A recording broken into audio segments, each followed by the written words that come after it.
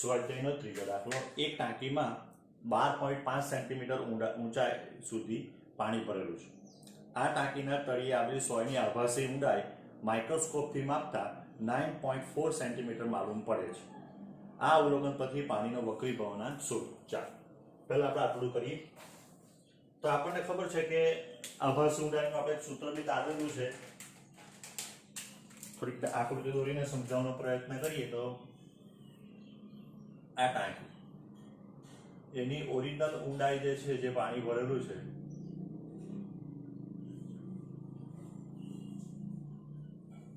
આ છે તે HO છે. જે સોય છે એ થોડીક ઉપર દેખાશે, આપણને ખબર છે અહીંયા. તો આ એની માઇક્રોસ્કોપ, તો ટ્રાવેલિંગ માઇક્રોસ્કોપ નામનું એક સાધન આવે, તમે જોશો પ્રેક્ટિકલ કરશો ત્યારે.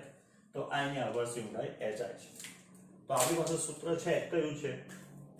તો આભાસી ઊંડાઈ. અહીંયા વસ્તુ જે છે એ વસ્તુ ક્યાં છે? તો ઘટ માધ્યમમાં છે. અવલોકનકાર જે છે અહીંયાથી જે આપણે જોવાના એ ક્યાં છે? તો પાતળા માધ્યમમાં. એટલે HI બરાબર N1 પાતળું છેદમાં N2 ઘટ ઇન્ટુ HO. આપણને ઘટ માધ્યમ એટલે કે આ પાણી છે જેનું વક્રીભવનાંક N2 છે. તો ધેરફોર પાણીનો વક્રીભવનાંક N2 બરાબર N1 into HO upon HI. N1 એટલે બહાર હવા એક બરાબર HO એટલે 12 પાણીની ઊંડાઈ કેટલી આપેલી છે? તો 12.5 સેન્ટીમીટર આપેલી છે. અને આભાસી ઊંડાઈ જે છે એ 9.4. આનો આન્સર આવશે 1.33. ચાલો 3 છે. હવે આ ટાંકીમાં પાણીના બદલે 1.63 વક્રીભવનાંક વાળું પ્રવાહી અગાઉ જેટલી ઊંચાઈ સુધી ભરવામાં આવે તો ટાંકીના તળિયે સોયનું અવકાશી સ્થાન નક્કી કરવા માટે માઇક્રોસ્કોપને કેટલે ઉપર ખસેડવું પડે? તો જો નવી આભાસી ઊંડાઈ કે ઊંચાઈ, તો HI ડેશ બરાબર N1 upon N2 dash into HO. N1 તો 1 જ છે. હવે આ 1.63 છે, આ 12.5 જ છે. એટલે HI ડેશ આપણને કેટલી મળે? તો 12.5 ભાગ્યા કરીએ તો 7.7 જેટલા આપણને મળશે. હા, હવે માઇક્રોસ્કોપ અત્યારે ક્યાં સ્થિર છે? તો HI આપણને કેટલો આપેલો છે? 9.4 ઉપર સ્થિર છે. એટલે માઇક્રોસ્કોપને કેટલો ખસેડવો પડે? તો ઉધ્વ દિશામાં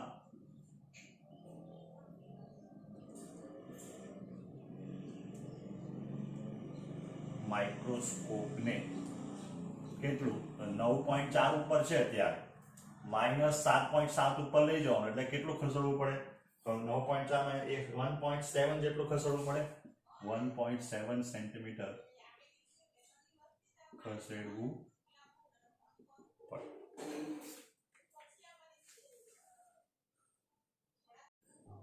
હવે સ્વાધ્યાયના ચોથા દાખલામાં આપણને આવી રીતના 3 આકૃતિ આપેલી છે. પહેલા હવા અને કાચ માટે, તો અહીંયા આપાત કોણ θ1 છે, કાચમાં જે θ2 જે છે એનો વક્રીભૂત કોણ 35 છે. પછી હવા અને પાણી માટે આનો આપાત કોણ 60 છે, ત્યારે એનો વક્રીભૂત કોણ જે છે θ4 બરાબર 47 છે. પછી પાણીમાં જ્યારે θ5 બરાબર આપાત કોણ 45 હોય ત્યારે કાચમાં એનો વક્રીભૂત કોણ θ6 આપણને પૂછેલો છે. તો પહેલા આપણે માની લઈએ કે ભાઈ ધારો કે N1 બરાબર હવાનું વક્રીભવનાંક, N2 બરાબર પાણીનું વક્રીભવનાંક અને N3 બરાબર કાચનો વક્રીભવનાંક. બરાબર. તો પહેલા આપણે આકૃતિ 1 માટે લખીએ. તો ધારો કે આ બિંદુને P ગણીએ, આ બિંદુને Q ગણીએ અને અહીંયા R ગણીએ. તો બિંદુ P માટે સ્ટેનનો નિયમ આપણે યુઝ કરીએ તો એ થવાનું N1, કારણ કે અહીંયા હવા છે, sin 60 બરાબર N2, કારણ કે અહીંયા N3 આવવાનું, અહીંયા N3 બરાબર sin 35, સમીકરણ 1. બિંદુ Q પાસે ફરી પાછો આપણે સ્નેલનો નિયમ યુઝ કરીએ તો હવા એટલે n1 sin 60 બરાબર પાણી એટલે n2 sin 47. ચાલો હવે અહીંયા જે ફાઇન્ડ કરવાનું છે તે આપણે તો એના માટે પાણી એટલે કોણ n2 sin 45 બરાબર કાચ એટલે કોણ તો n3 બરાબર is equals to sin theta 6 બરાબર n2 આપણને ખબર નથી sin 45 ખબર n3 આપણને ખબર નથી તો જો અહીંયા આપણે જો આ બંનેને સરખાવી દઈએ આ બંનેને બરાબર છે તો અહીંયા sin એટલે અહીંયા હું લખી શકું n3 sin 35 બરાબર n2 sin 47 બરાબર એટલે n3 બરાબર n2 sin 47 divided by sin 35 આ બધી કિંમત અત્યારે મૂકવાની જરૂર નથી તો therefore n2 sin 45 બરાબર n3 ની કિંમત મૂકી દે ઉપરથી n2 sin 47 divided by sin 35 into sin theta 6 તો હવે આ n2 કેન્સલ થઈ ગયો બરાબર હવે આપણી પાસે બધા sin જ રહ્યા જેની વેલ્યુ આપણને ખૂણાની ખબર છે તો sin theta 6 બરાબર તો sin theta sin 45 multiplied by sin 35 divided by sin 47 આ બધી વેલ્યુ આપણે મૂકીએ તો 47 એટલે 70 71 45 એટલે sin 35 ની વેલ્યુ તો sin 35 ની વેલ્યુ જે છે એ 0.5736 અને 47 જે છે એની 0.7314 7340 આનો ગુણાકાર કરીએ તો એનો જે આન્સર આપણને મળશે એ 5545 sin theta 6 બરાબર 0.5545 આનો હવે થીટા આપણે શોધીએ sin theta 6 તો આ કોનો sin થવાનો તો એ જે sin થવાનો છે એ 33 ડિગ્રી અને 42 મિનિટ therefore theta 6 બરાબર 33 ડિગ્રી અને 42 મિનિટ તમે એવું બી કરી શકતે અહીંયા બધી વેલ્યુ મૂકી દેતે અને n3 ફાઇન્ડ કરી દેતે બરાબર છે જે n2 ના સ્વરૂપમાં આવતે તો પછી એટલું ઉડી જશે પણ આ એકદમ ઈઝી રીતે પતી જાય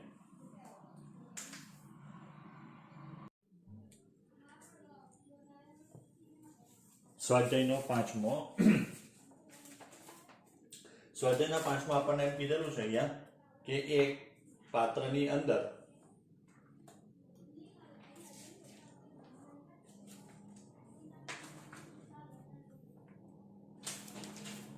એક ટાંકીમાં 80 સેન્ટીમીટર ઊંચાઈ સુધી પાણી ભરેલું છે તળિયાના મધ્ય પર એક પ્રકાશિત બલ્બ મૂકેલો છે પાણીના સપાટી પર કેટલા ક્ષેત્રફળ વિસ્તારમાંથી બલ્બમાંથી ઉત્સર્જાયેલા પાણીની સપાટીમાંથી બહાર આવી શકશે પાણીને વક્રીભાન 1.33 અને બલ્બને બિંદુવત ઉદ્ગમ તરીકે લો જો આ બાજુ ધ્યાન આપો અહીંયા પહેલા બતાવું હવે પાણીમાંથી શું થશે તો જ્યારે પ્રકાશનું કિરણ નીકળે બહાર અહીંયા તો આ પ્રકાશનું કિરણ જે છે એ વક્રીભૂત પામવાનું તો એ જ્યારે આ ખૂણો તો જો અહીંયા પ્રકાશનું કિરણ ઘટમાંથી પાતળામાં જવાનું એટલે પૂર્ણ આંતરિક પરાવર્તનની શક્યતા રહેવાની જો આ ખૂણ આપાત કોણનું મૂલ્ય c કરતા વધારે હશે તો પૂર્ણ આંતરિક પરાવર્તન થઈ જાય પ્રકાશનું કિરણ બહાર નહીં આવે ક્યારે કે જ્યારે થીટા આપાત કોણ જે થીટાનું વેલ્યુ ક્રાંતિ કોણ c કરતા વધારે હોય તો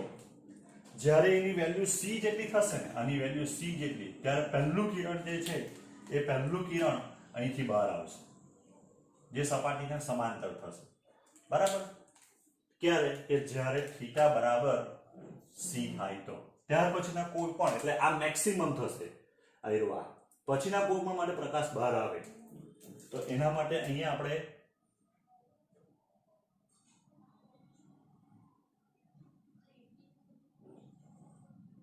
અહીંયાથી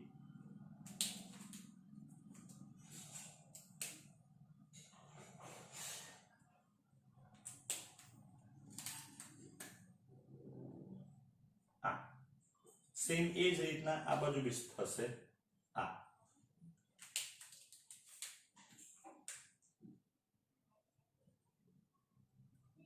અને આટલું જે છે એ વિસ્તાર આપણને જે મળે આ કે જેમાંથી પ્રકાશ બહાર આવવા, તો આની જે ત્રિજ્યા જે છે એ આ. બરાબર. આ ખૂણો કયો થાય? તો આ ખૂણો જે છે આ ખૂણો સી. કેમ? કારણ કે આ ખૂણો સી થાય એટલે આ ખૂણો બી સી થાય. બરાબર. થોડુંક નામકરણ કરીએ. આ ઓ, આ ધારો કે પી, આ ધારો કે ક્યુ. તો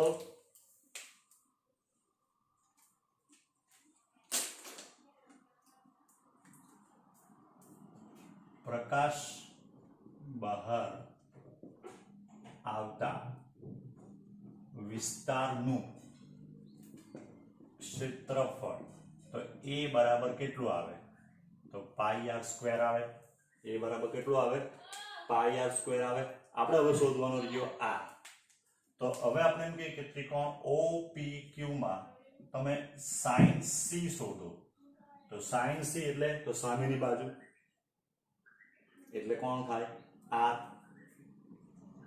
બરાબર. પછી કર્ણ, તો જો આ જે છે તે ઊંચાઈ કેટલી છે? h, એટલે કર્ણ થવાનો વર્ગમૂળની અંદર h² + r²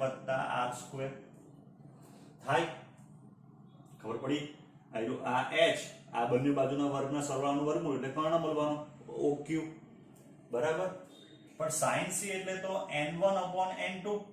આ n2 જે છે અને બહારનું મધ્યમ છે તે n1 છે. આપણે ભણી ચૂક્યા છે is equals to r upon વર્ગમૂળની અંદર r² + r².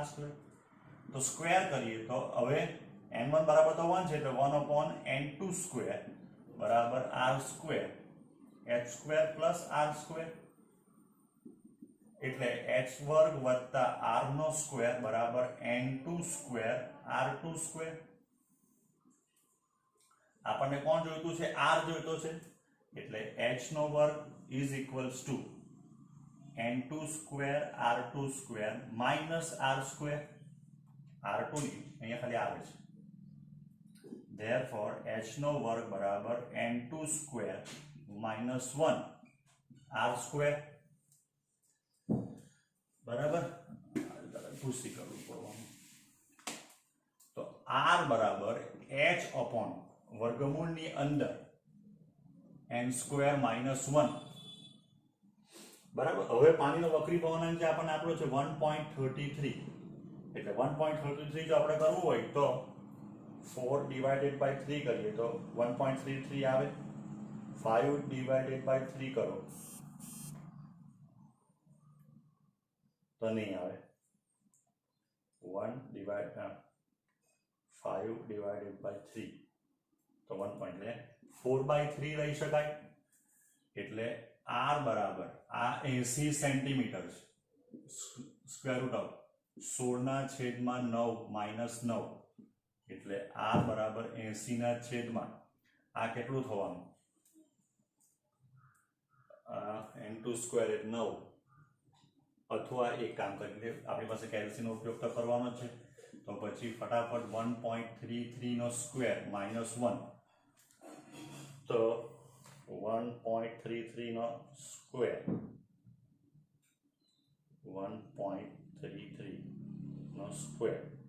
માઇનસ 1 નું વર્ગમૂળ એટલે પોઈન્ટ r ઇક્વલ્સ ટુ 80 સેન્ટીમીટરના છેદમાં 0.8768.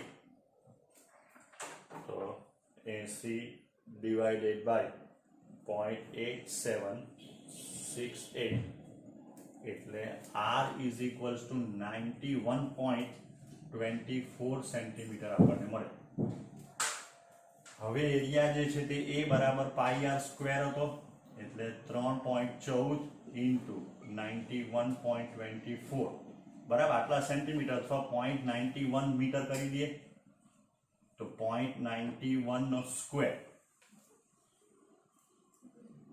0.91 નો સ્ક્વેર મલ્ટીપ્લાઈડ બાય 3.14 એટલે A is equals to 2.6 metre square.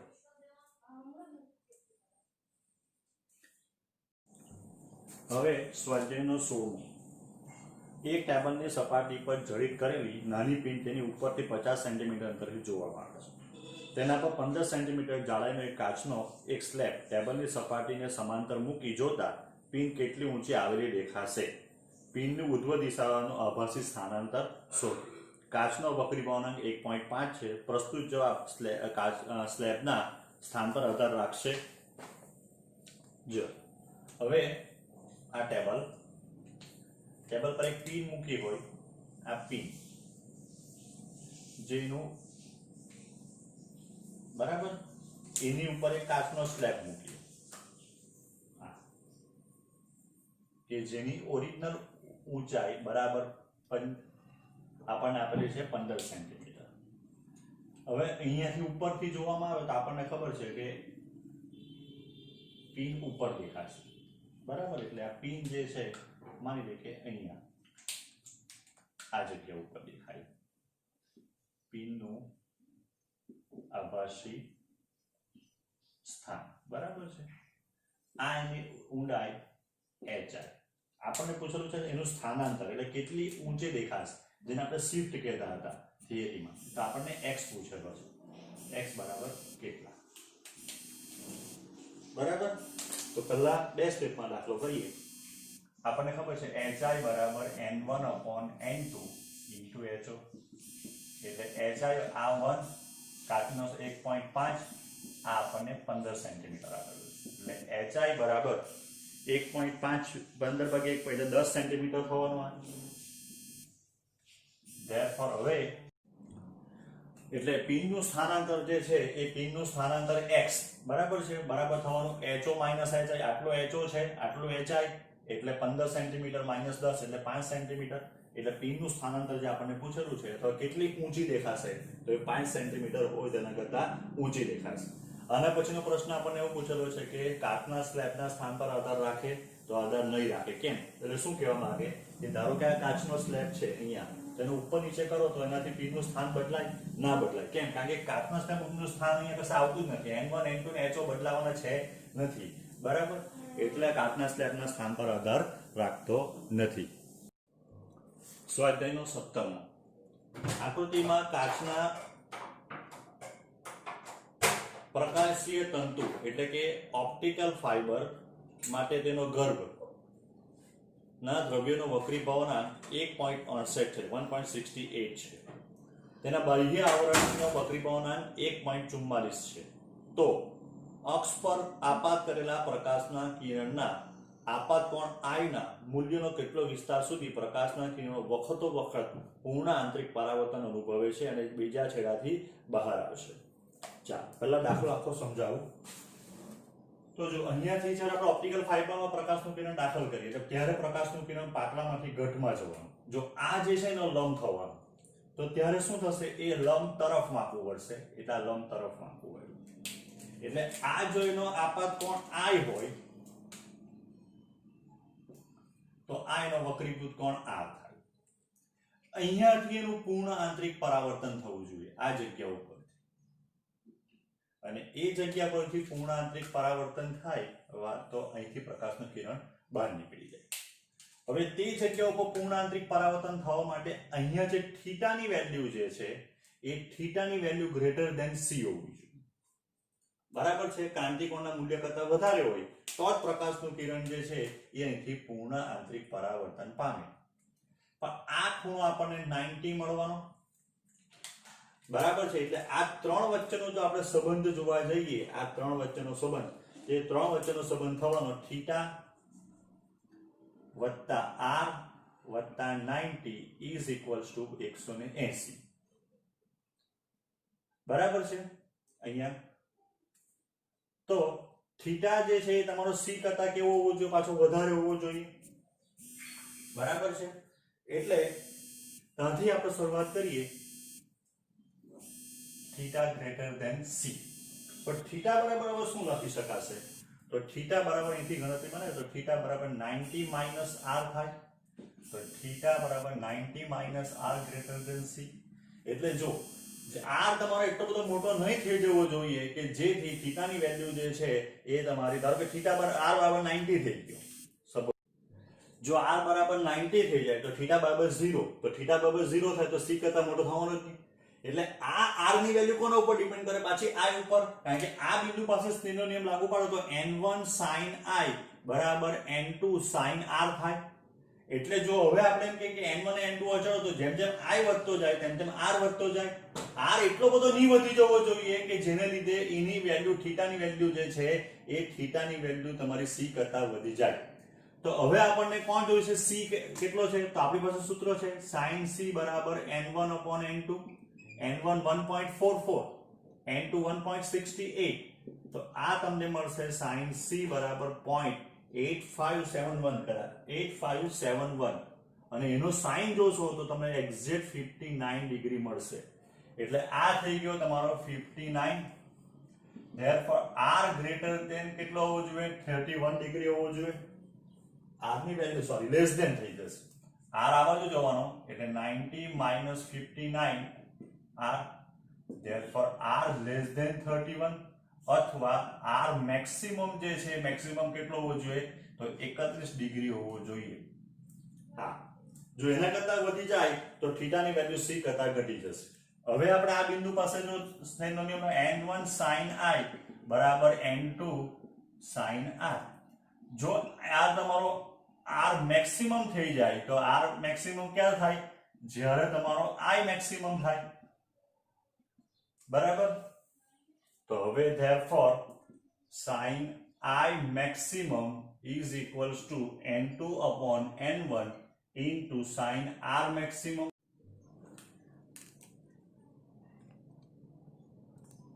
હવે બધી વેલ્યુ મૂકી દઈએ તો sin i maximum બરાબર n2 1.68. હવે અહીંયા n1 નથી, અહીંયા આ જે વિસ્તારમાં તો છે ને અહીં તો હવા છે, હવા.